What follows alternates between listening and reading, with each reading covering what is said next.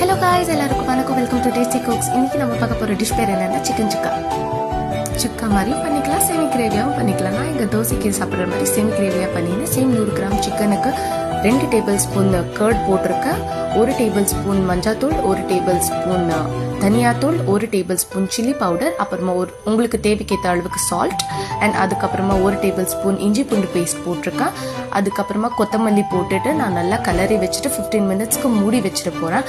அதுக்கப்புறமா ஒரு பேனில் 1 ஏலக்காய், 2 கிராம்பு, அதுக்கப்புறமா ஒரு பட்டை போட்டு லைட்டாக அதை ஃப்ளேவர் இறங்கினதுக்கப்புறமா நீங்கள் நார்மலாக சாப் பண்ணி வச்ச குட்டி சாப் பண்ணி வச்ச ஆனியன், டொமேட்டோ இதெல்லாமே போட்டு நல்லா நீங்கள் கொஞ்சம் வதக்கிட்டு அதுக்கப்புறமா இந்த மேரினேட் பண்ண சிக்கனை அதில் ஆட் பண்ணிவிட்டு நீங்கள் சுக்கா மாதிரி வேணும்னா எந்த தண்ணியும் சேர்த்துக்காதீங்க. நான் இங்கே செமி கிரேவியாக வரணுன்றதுக்காக 1/2 கிளாஸ் தண்ணி ஊற்றிட்டு கொஞ்சம் நல்லா சிக்கனை வேக வச்சுருக்கேன்.